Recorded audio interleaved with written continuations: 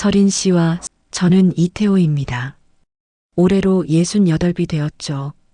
35년간 은행에서 일하다가 지점장으로 정년 퇴직한 지 3년째입니다. 서울 강남의 아파트 32평 공간에서 아내와 둘이 살고 있습니다. 넓지도 좁지도 않은 집이지만 은퇴 후엔 이상하게 답답하게 느껴집니다. 매일 같은 공간, 같은 풍경, 같은 일상의 반복이죠. 아침 6시면 눈이 떠집니다. 은행에 출근하던 습관이 몸에 배어 있죠. 하지만 이제는 갈 곳이 없습니다. 침대에서 일어나 거실로 나가면 아내가 아침을 준비하고 있습니다. 35년째 똑같은 모습이죠. 여보, 밥 먹어요. 아내의 목소리도 늘 같은 톤입니다. 감정이 없는 기계음 같달까요? 식탁에 앉으면 된장찌개와 나물 반찬들. 맛있긴 한데 지루합니다. 매일 비슷한 메뉴니까요. 아내와의 대화도 별로 없습니다. 오늘 뭐 할 거예요? 그냥 집에 있을 거야. 이게 전부죠. 더 이상 할 말이 없습니다. 서로 관심사가 다르니까요. 아내는 드라마나 보고 저는 경제 뉴스나 봅니다. 은행 지점장이었을 때가 그립습니다. 직원들이 저를 존경하는 눈빛으로 바라보고 중요한 결정을 내릴 때마다 모두가 제 의견을 기다렸죠. 고객들도 저를 특별하게 대했습니다. 이태호 지점장님 덕분에 대출 잘 받았습니다. 그런 감사 인사가 얼마나 뿌듯했는지. 지금은 아무도 저를 필요로 하지 않습니다. 그냥 동네 할아버지일 뿐이죠. 가끔 은행 후배들이 안부 전화를 하지만 그것도 의례적인 인사일 뿐입니다. 선배님, 잘 지내시죠? 건강하세요. 짧은 통화가 끝나면 더 허전해집니다. 오전에는 동네 공원을 산책합니다. 같은 시간, 같은 코스. 벤치에 앉아 신문을 읽는 것도 매일 반복이죠. 가끔 마주치는 동네 노인들과 인사를 나누지만 깊은 대화로 이어지진 않습니다. 점심은 집에서 먹습니다. 아내가 차려주는 밥을 먹고 낮잠을 잡니다. 일어나면 오후 3시. 할 일이 없어 텔레비전을 켭니다. 재방송 드라마나 시사 프로그램. 재미없어도 그냥 봅니다. 시간을 때우기 위해서죠. 저녁이 되면 가족이 모입니다. 아들과 딸이 가끔 들르는데 대화 주제는 늘 비슷합니다. 아버지, 운동 좀 하세요. 친구들이랑 모임도 가지시고요. 잔소리처럼 들립니다. 내가 뭘 하든 무슨 상관이란 말입니까? 밤이면 더 답답합니다. 아내는 일찍 잠들고 저는 혼자 거실에 앉아 있죠. 젊었을 때의 추억들이 떠오릅니다. 승진했을 때의 기쁨, 큰 거래를 성사시켰을 때의 성취감. 그때는 살아있다는 느낌이 들었는데 아직 68입니다. 요즘 70대는 젊다고 하잖아요. 건강도 괜찮고 머리도 멀쩡한데 이렇게 썩어가는 게 아깝습니다. 뭔가 새로운 걸 시작하고 싶은데 무엇을 해야 할지 모르겠습니다. 은퇴 초기엔 여행도 다녔습니다. 아내와 유럽도 가고 일본도 갔죠. 하지만 그것도 한두 번이지 계속 여행만 다닐 순 없잖습니까? 돈도 돈이지만 체력도 예전 같지 않습니다. 골프도 쳐봤습니다. 은행 동료들과 필드에 나가기도 했죠. 하지만 은퇴자들끼리 모이니 대화 주제가 늘 과거 이야기뿐입니다. 옛날엔 이랬다, 저랬다. 현재나 미래는 없고 과거만 있는 대화가 지겹습니다. 집에서는 존재감이 없습니다. 아내는 제가 있으나 없으나 별 차이를 못 느끼는 것 같죠. 밥 먹고 텔레비전 보고 자고. 이게 제 일과의 전부입니다. 가끔은 정말 이렇게 살다가 죽는 건가 싶어 무섭기까지 합니다. 은행에서 일할 때는 매일이 도전이었습니다. 실적 압박도 있었지만 그만큼 성취감도 있었죠. 직원들을 이끌고 목표를 달성하고 인정받는 삶. 그게 얼마나 소중했는지 이제야 깨닫습니다. 지금의 저는 껍데기만 남은 것 같습니다. 이태호라는 이름은 있지만 그 안에 들어있던 열정과 자부심은 사라졌죠. 거울을 볼 때마다 낯선 사람을 보는 것 같습니다. 이게 정말 나인가 싶어서요. 어느 날 은행 동기였던 정민수가 전화를 했습니다. 태호야, 요즘 뭐하고 지내? 별일 없지 뭐. 집에서 쉬고 있지. 제 대답에 민수가 웃었습니다. 너도 심심하구나. 나처럼. 민수가 제안을 했습니다. 야, 우리 동네 산악회에 나와볼래? 운동도 되고 사람들도 만나고 좋아. 나도 작년부터 다니는데 꽤 재미있더라. 처음엔 망설였지만 계속 집에만 있는 것보단 나을 것 같았습니다. 다음 주 토요일 처음으로 산악회 모임에 나갔습니다. 집결지는 동네 공원 입구였죠. 30여 명의 회원들이 모여 있었습니다. 대부분 5, 60대였지만 40대도 몇 명 보였습니다. 민수가 저를 소개했습니다. 오늘 처음 나온 이태호 씨야. 은행 지점장 출신이라 똑똑해. 잘 챙겨주자. 회원들이 박수로 환영해 주었습니다. 오랜만에 받는 관심이 나쁘지 않았죠. 그때 한 여성이 다가왔습니다. 안녕하세요. 박서린이에요. 저도 작년에 가입했는데 정말 좋아요. 앞으로 자주 뵙겠네요. 밝은 미소가 인상적이었습니다. 나이는 50대 초반으로 보였죠. 첫 산행은 가까운 산이었습니다. 경사가 완만해서 초보자도 쉽게 오를 수 있는 코스였죠. 서린 씨가 제 옆에서 걸었습니다. 천천히 가세요. 처음엔 무리하면 안 돼요. 등산하며 서린 씨와 대화를 나눴습니다. 은행에서 일하셨군요. 대단하세요. 지점장까지 하셨다니. 서린 씨의 칭찬에 어깨가 으쓱했습니다. 별거 아닙니다. 그냥 오래 다닌 거죠. 서린 씨는 보험 설계사라고 했습니다. 이혼 후 혼자 살면서 일에만 매진했는데 건강을 위해 산악회를 시작했다고 하더군요. 혼자 사는 건 외롭지만 자유로워서 좋아요. 나름의 장점이 있죠. 정상에 도착했을 때의 기분은 정말 좋았습니다. 탁 트인 전망, 시원한 바람. 오랜만에 가슴이 뻥 뚫리는 기분이었죠. 서린 씨가 물을 건네며 말했습니다. 기분 좋으시죠? 사는 사람을 젊게 만들어요. 하산하며 회원들과 더 가까워졌습니다. 다들 친절했고 특히 제가 지점장 출신이라는 걸 알고는 더 관심을 보였죠. 재테크 상담도 해주시고 우리 모임 총무도 맡아주시면 좋겠는데 산행 후 뒤풀이가 있었습니다. 막걸리와 파전을 먹으며 왁자지껄 떠들었죠. 서린 씨가 제 옆자리에 앉았습니다. 오늘 어떠셨어요? 다음에도 나오실 거죠? 집에 돌아오니 몸은 피곤했지만 기분은 상쾌했습니다. 아내가 물었습니다. 어디 갔다 와요? 산악회 다녀왔어. 민수 소개로. 아내는 시큰둥한 표정이었지만 저는 기분이 좋았습니다. 그날 밤 오랜만에 숙면을 취했습니다. 적당한 운동 때문인지 새로운 사람들을 만난 설렘 때문인지 다음 산행이 기다려졌습니다. 특히 서린 씨의 밝은 미소가 자꾸 떠올랐죠. 두 번째 산행은 조금 더 높은 산이었습니다. 이번엔 등산복을 제대로 갖춰 입었죠. 거울을 보니 꽤 젊어 보였습니다. 아내가 비웃었습니다. 뭘 그렇게 꾸미고 가요? 그냥 운동 가는 건데. 집결지에 도착하니 서린 씨가 먼저 와 있었습니다. 어머, 오늘 완전 멋지세요. 등산복이 잘 어울리네요. 칭찬에 괜히 얼굴이 달아올랐습니다.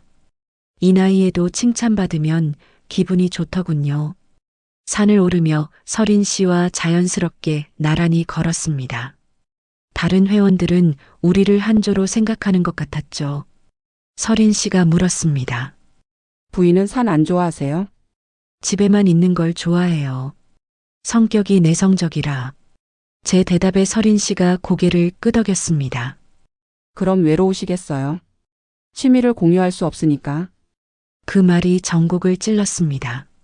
쉬는 시간에 서린 씨가 준비해온 김밥을 나눠주었습니다. 제가 만든 거예요. 드셔보세요. 정성스럽게 만든 김밥이 맛있었습니다. 아내가 만들어준 김밥보다 더 맛있게 느껴졌죠. 이태호 씨는 참 좋은 분 같아요. 품이 있고 지적이시고 남자로서도 매력적이세요. 서린 씨의 말에 심장이 빨리 뛰었습니다. 언제 마지막으로 이런 말을 들어봤던가. 정상에서 사진을 찍었습니다. 서린 씨가 제 옆에 바짝 붙어 섰죠. 스마트폰으로 찍은 사진을 보니 마치 연인 같았습니다. 좋은 사진이네요. 보내드릴게요.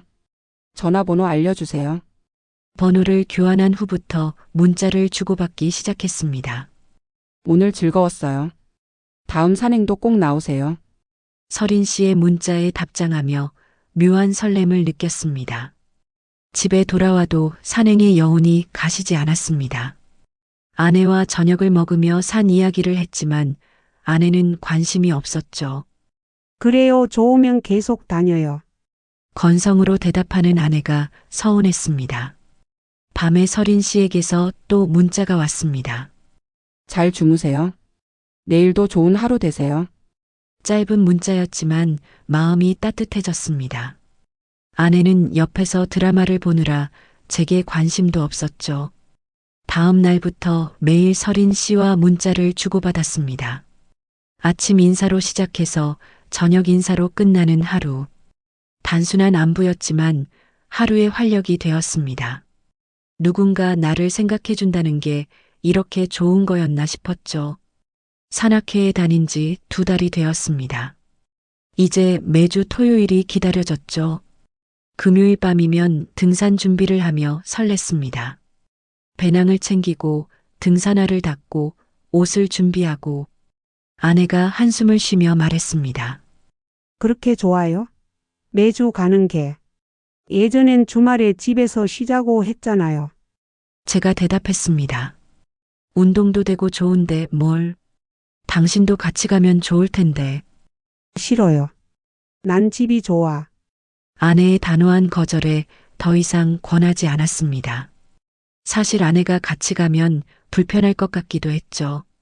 서린 씨와 자유롭게 대화할 수 없을 테니까. 토요일 아침 거울 앞에서 한참을 보냈습니다. 흰머리가 많이 보여서 염색을 했죠. 아내가 비아냥거렸습니다. 염색까지 하고 가요? 누구 보려고 그래요? 그냥 젊어 보이고 싶어서 그래. 변명처럼 들렸을 겁니다. 산에서 서린 씨를 만나면 항상 기분이 좋아졌습니다. 오늘도 멋지세요. 염색하셨나 봐요. 더 젊어 보여요. 서린 씨의 칭찬에 염색한 보람을 느꼈죠. 이제 서린 씨와는 산행 외에도 가끔 만났습니다. 평일에 커피를 마시거나 공원을 산책했죠. 아내에게는 은행 동기를 만난다고 했습니다. 거짓말이 늘어갔지만 죄책감보다는 자유로움이 더 컸습니다. 서린 씨와 있으면 제가 다시 젊어지는 것 같았습니다. 대화 주제도 다양했고 무엇보다 저를 특별한 사람으로 대해 주었죠. 태호 씨는 정말 매력적이에요. 부인이 부럽네요. 집에 돌아오면 현실이 기다리고 있었습니다. 아내는 여전히 무관심했고 대화는 단답형이었죠. 오늘 뭐 했어요? 그냥 있었지. 저녁 뭐 먹을까요? 아무거나. 이런 대화가 전부였습니다. 어느 날 아내가 물었습니다. 요즘 너무 자주 나가는 것 같은데. 집에도 좀 있어요. 제가 짜증을 냈습니다. 집에서 뭘 해? 당신은 나한테 관심도 없잖아. 말다툼이 시작되었죠. 35년을 함께 살았는데 이제 와서 뭘 바라요? 우리 나이에 무슨 로맨스를 기대해요? 아내의 말이 차가웠습니다. 저도 차갑게 대답했죠. 그래, 나도 아무것도 안 바라. 그냥 각자 살자. 그날 밤 처음으로 각방을 썼습니다. 서재에서 자려니 불편했지만 아내와 같은 공간에 있고 싶지 않았죠. 핸드폰을 보니 서린 씨의 문자가 와 있었습니다. 오늘 즐거웠어요. 편안히 주무세요. 서린 씨의 문자를 보며 위안을 받았습니다. 적어도 누군가는 나를 생각해 주는구나. 아내와의 거리는 멀어졌지만 서린 씨와의 거리는 가까워지고 있었죠. 봄이 왔습니다. 산에는 진달래와 철쭉이 피었죠. 서린 씨와 저는 이제 공공연한 파트너가 되었습니다. 산악회 사람들도 우리를 자연스럽게 한 쌍으로 여겼죠. 어느 날 서린 씨가 제안했습니다. 태호 씨, 우리 둘이서만 산에 가볼래요? 사람 많은데 말고 조용한 곳으로. 망설임 없이 승낙했습니다. 아내에게는 산악회 정기 모임이라고 했죠. 한적한 산길을 걸으며 서린 씨와 깊은 대화를 나눴습니다. 서린 씨의 불행했던 결혼 생활, 이혼 후의 외로움, 그리고 새로운 시작에 대한 희망. 저도 제 이야기를 털어놨죠. 은퇴 후의 공허함, 아내와의 소원한 관계. 태호 씨를 만난 후로 삶이 달라졌어요. 다시 여자가 된 기분이에요. 서린 씨의 고백에 가슴이 뛰었습니다. 저도 마찬가지예요. 당신 덕분에 다시 살아있다는 걸 느껴요. 계곡에서 쉬며 서린 씨가 준비해온 도시락을 먹었습니다. 정성스럽게 만든 김밥과 과일. 아내가 해준 도시락보다 훨씬 맛있었죠. 이렇게 챙겨주는 사람이 있다는 게 행복했습니다. 서린 씨가 제 손을 잡았습니다. 따뜻하고 부드러운 손이었죠. 우리 이제 숨기지 말아요. 서로 좋아하는 거 알잖아요. 순간 죄책감이 들었지만 서린 씨의 손을 놓을 수 없었습니다. 산에서 내려온 후 서린 씨의 차로 드라이브를 했습니다. 강변을 따라 달리며 음악을 들었죠. 마치 젊은 시절로 돌아간 것 같았습니다. 아내와는 느껴보지 못한 설렘이었죠. 저녁을 함께 먹었습니다. 작은 레스토랑에서 와인을 마시며 이야기를 나눴죠. 서린 씨가 말했습니다. 태호 씨, 우리 나이가 뭐가 중요해요? 지금 이 순간이 행복하면 되는 거 아닌가요? 집에 늦게 들어갔습니다. 아내가 잔소리를 했지만 귀에 들어오지 않았죠. 머릿속엔 온통 서린 씨 생각뿐이었습니다. 이게 사랑인가? 이 나이에? 스스로에게 물었지만 답은 이미 알고 있었습니다. 다음 날부터 서린 씨와 더 자주 만났습니다. 보험 상담을 핑계로, 때로는 등산 장비를 사러 간다는 핑계로. 거짓말이 늘었지만 양심의 가책은 줄어들었죠. 오히려 이런 비밀스러운 만남이 짜릿했습니다. 서린 씨는 제 자존심을 세워주는 사람이었습니다. 당신 같은 멋진 남자는 처음이에요. 은행 지점장 출신답게 품격이 있어요. 그런 말을 들을 때마다 제가 특별한 사람이 된 것 같았죠. 가을이 왔습니다. 산악회에서 1박 2일 단풍 산행을 계획했죠. 설악산으로 가는 일정이었습니다. 아내에게 말했더니 시큰둥했습니다. 그래요, 다녀와요. 조심하고. 버스 안에서 서린 씨와 나란히 앉았습니다. 다른 회원들도 이제는 당연하게 여겼죠. 서린 씨가 속삭였습니다. 오늘 밤이 기대돼요. 별이 쏟아질 거예요. 그 말에 괜히 가슴이 두근거렸습니다. 산장에 도착해서 방을 배정받았습니다. 남녀 구분되어 있었지만 저녁 식사 후에는 자유시간이었죠. 서린 씨와 산장 밖으로 나갔습니다. 정말 별이 쏟아지는 밤하늘이었죠. 태호 씨, 저 당신이 너무 좋아요. 이렇게 떨리는 마음은 정말 오랜만이에요. 서린 씨의 고백에 저도 용기를 냈습니다. 나도 그래요. 당신을 만나고 다시 살아났어요. 서린 씨가 제게 기댔습니다. 자연스럽게 어깨를 감싸 안았죠. 향수 냄새가 좋았습니다. 아내에게서는 맡을 수 없던 향기였죠. 그 순간 선을 넘었다는 걸 알았지만 멈출 수 없었습니다. 산장으로 돌아가는 길에 서린 씨가 제 손을 꼭 잡았습니다. 우리 이제 어떻게 해야 할까요? 이대로는 너무 힘들어요. 더 자주 더 자유롭게 만나고 싶어요. 저도 같은 마음이었습니다. 그날 밤 잠을 이룰 수 없었습니다. 서린 씨의 온기가 아직도 손에 남아 있었죠. 죄책감과 설렘이 뒤섞여 복잡했습니다. 하지만 이미 돌이킬 수 없는 강을 건넜다는 걸 알았습니다. 다음 날 하산하면서 서린 씨와 미래를 이야기했습니다. 각자 이혼하고 함께 살면 어떨까요? 꿈 같은 이야기지만 불가능하지 않아요. 서린 씨의 제안에 현실적인 고민이 밀려왔지만 거부하지 못했습니다. 집에 돌아와서도 서린 씨 생각뿐이었습니다. 아내가 무슨 말을 해도 귀에 들어오지 않았죠. 마음은 이미 서린 씨에게 가 있었습니다. 아내와 같은 공간에 있는 것조차 불편했죠. 며칠 후 서린 씨를 만났습니다. 태호 씨, 저 진심이에요. 당신과 남은 인생을 함께하고 싶어요. 나이 차이가 뭐가 중요해요. 우리가 서로 사랑하는데. 서린 씨의 간절한 눈빛에 저도 결심이 섰습니다. 서린 씨와의 관계가 깊어지면서 이중 생활이 시작되었습니다. 겉으로는 평범한 가장이었지만 속으로는 다른 여자를 사랑하는 남자가 된 거죠. 거짓말이 일상이 되었습니다. 아침에 집을 나서면서 아내에게 말합니다. 은행 동기들 만나러 가. 저녁엔 늦을 거야. 하지만 실제로는 서린 씨와 데이트를 했죠. 영화를 보고 맛있는 음식을 먹고 손을 잡고 공원을 걸었습니다. 서린 씨는 저를 젊게 만들었습니다. 함께 있으면 나이를 잊었죠.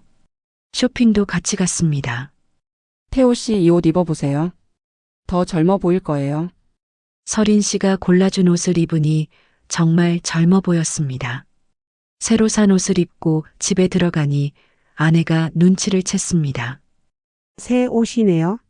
누가 골라줬어요? 그냥 마음에 들어서 샀어. 아내의 의심 어린 눈빛이 부담스러웠지만 모른 척했습니다. 딸이 집에 왔을 때도 말했습니다. 아빠 요즘 너무 자주 나가시는 거 아니에요? 엄마 혼자 두고. 엄마가 서운해해요. 하지만 저는 변명만 늘어났죠. 운동도 해야 하고 친구들도 만나야지. 집에만 있으면 우울증 걸려. 서린 씨와의 스킨십도 점점 대담해졌습니다. 차 안에서 키스를 하고 손을 잡고 거리를 걸었죠. 누가 볼까봐 조심스러웠지만 그 스릴이 오히려 관계를 더 뜨겁게 만들었습니다. 서린 씨의 집에도 자주 갔습니다. 깔끔하게 정리된 원룸이었죠. 저를 위해 요리를 해주었습니다. 태호 씨가 좋아할 만한 음식으로 준비했어요. 정성 가득한 밥상 앞에서 눈물이 날 뻔했습니다. 언제 이런 대접을 받아봤던가.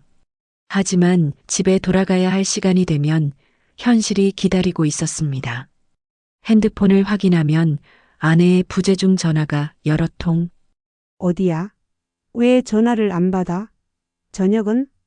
거짓말로 둘러대야 했죠. 죄책감이 없었던 건 아닙니다. 35년을 함께한 아내를 배신한다는 건 쉬운 일이 아니었죠. 하지만 서린 씨와 있을 때의 행복감이 죄책감을 압도했습니다. 이기적이지만 어쩔 수 없었습니다. 산악회 사람들도 눈치를 챘습니다. 두 분 사이가 예사롭지 않네요. 조심하세요. 가정이 있잖아요. 하지만 저는 귀담아 듣지 않았죠.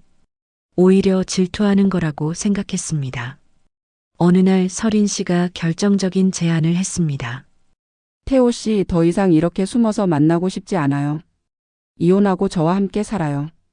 우리 나이에 시간이 얼마나 남았겠어요. 이혼이라는 단어가 무겁게 다가왔습니다. 하지만 서린 씨의 말도 맞았죠. 68, 앞으로 얼마나 더 살지 모르는데 이렇게 숨어서 사는 게 무슨 의미가 있을까? 서린 씨가 계속 설득했습니다. 재산 절반만 가지고 나오세요. 우리 둘이 살기엔 충분해요. 저도 일하고 있고 태호 씨 연금도 있잖아요. 행복하게 살 수 있어요. 며칠을 고민했습니다. 이혼. 평생 한 번도 생각해보지 않았던 단어였죠. 하지만 서린 씨 없는 삶도 이제는 상상할 수 없었습니다. 결국 결심을 했습니다. 저녁 식사 후 아내에게 말했습니다. 우리 이혼하자. 폭탄 선언이었죠. 아내는 숟가락을 떨어뜨리며 저를 쳐다봤습니다. 뭐라고요? 지금 무슨 말을 하는 거예요? 더 이상 함께 살 수 없어. 우린 이미 남남이야. 대화도 없고 관심도 없잖아. 차라리 각자 사는 게 나아. 제 말에 아내가 폭발했습니다. 미쳤어요? 이 나이에 무슨 이혼이야?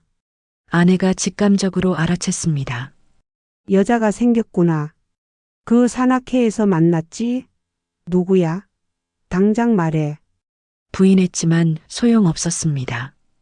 아내는 제 핸드폰을 뺏으려 했고 몸싸움까지 벌어졌죠. 결국 사실을 인정할 수밖에 없었습니다. 그래, 좋아하는 사람이 생겼어. 서로 사랑 없이 사는 것보다 낫잖아.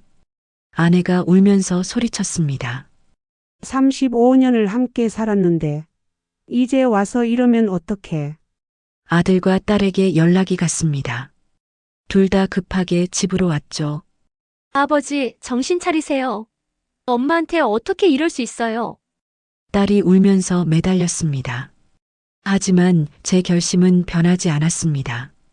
가족회의가 열렸습니다. 모두가 저를 비난했죠. 늙어서 주책이라고, 가족을 배신했다고. 하지만 저는 반박했습니다. 내 인생이야. 남은 시간을 행복하게 살 권리가 있어. 결국 집을 나왔습니다. 작은 가방 하나만 들고 서린 씨에게 전화했습니다. 나 집을 나왔어. 이제 당신에게 가도 될까? 서린 씨는 기뻐하며 말했습니다. 당장 오세요. 기다리고 있을게요. 서린 씨의 집에서 일주일을 지냈습니다. 꿈 같은 시간이었죠. 매일 아침 서린 씨가 차려주는 밥을 먹고 함께 산책하고 저녁에는 와인을 마시며 이야기를 나눴습니다. 이혼 서류를 준비하기 시작했습니다. 변호사를 만나고 재산 분할을 논의했죠. 복잡했지만 서린 씨가 곁에 있어 힘이 났습니다. 조금만 참아요. 곧 자유로워질 거예요. 그러던 어느 날 서린 씨가 외출한다고 했습니다. 보험 계약 때문에 급한 약속이 생겼어요. 저녁에 봐요. 평소처럼 배웅했지만 왠지 불안한 기분이 들었습니다. 오후가 되도록 연락이 없었습니다. 전화를 해도 받지 않았죠. 걱정이 되어 서린 씨가 간다고 했던 카페로 찾아갔습니다. 그리고 충격적인 장면을 목격했습니다. 서린 씨가 다른 남자와 다정하게 앉아 있었습니다.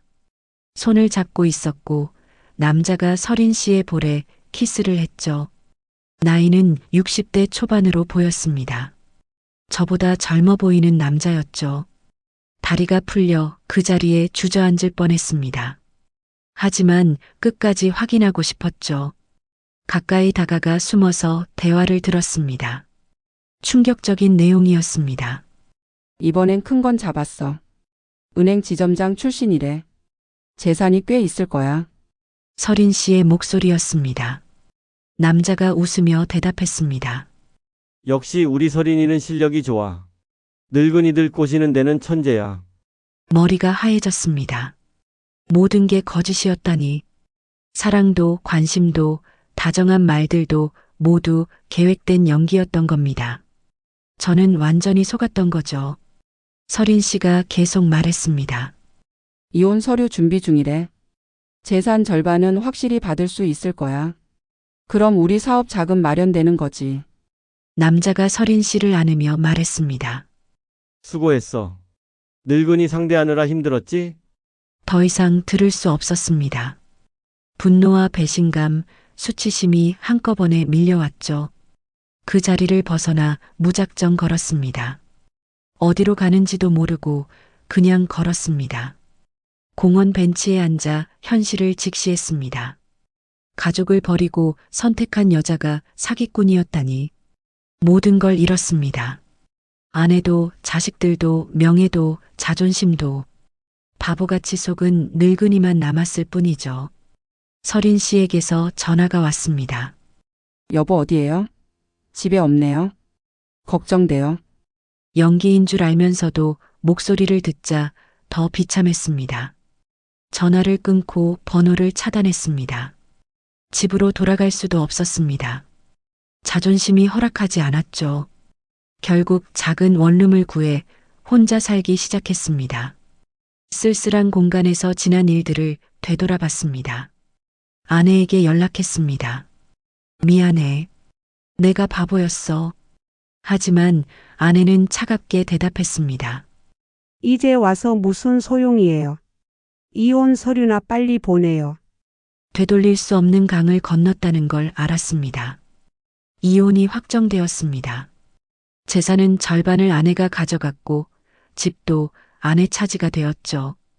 저는 작은 원룸과 약간의 저축만 남았습니다. 35년의 결혼 생활이 그렇게 끝났습니다. 자식들과도 연이 끊겼습니다. 아버지 같은 사람 없어도 돼요. 배신자. 딸의 마지막 말이 가슴에 박혔습니다. 아들도 연락을 끊었죠. 명절에도 찾아오지 않았습니다. 서린 씨의 정체를 뒤늦게 알아봤습니다. 본명은 다른 이름이었고 결혼과 이혼을 반복하며 재산을 노리는 전문 사기꾼이었죠. 여러 명의 남자를 동시에 만나며 돈을 뜯어내는 수법이었습니다. 경찰에 신고했지만 소용없었습니다. 연애관계에서 자발적으로 쓴 돈이라 사기로 보기 어렵다고 했죠. 증거도 부족했습니다. 결국 아무것도 돌려받을 수 없었습니다. 원룸에서 혼자 끼니를 때우며 후회만 했습니다. 왜 그때 서린 씨의 달콤한 말에 넘어갔을까? 왜 35년을 함께한 아내를 버렸을까? 왜 가족의 만류를 듣지 않았을까? 건강도 나빠졌습니다. 스트레스로 혈압이 올랐고 불면증에 시달렸죠. 병원비도 부담이었습니다. 이혼하면서 의료보험 혜택도 줄어들었으니까요. 가끔 길에서 예전 산악회 사람들을 만났습니다. 모두 제 이야기를 알고 있었죠. 동정하는 눈빛도 비웃는 눈빛도 견디기 힘들었습니다. 결국 이사를 했습니다. 1년이 지났습니다. 어느 날 아내를 우연히 만났죠. 편안해 보였습니다. 새로운 모임도 나가고 여행도 다닌다고 했습니다. 저보다 훨씬 행복해 보였죠. 당신은 어떻게 지내요? 아내가 물었습니다. 그냥 그래. 하루하루 버티고 있어. 제 초라한 모습이 부끄러웠습니다. 아내가 한숨을 쉬며 말했습니다. 자업자득이에요. 앞으로라도 정신 차려요. 이제 저는 일흔이 되었습니다. 혼자 사는 원룸에서 하루하루를 보냅니다. 텔레비전이 유일한 친구죠.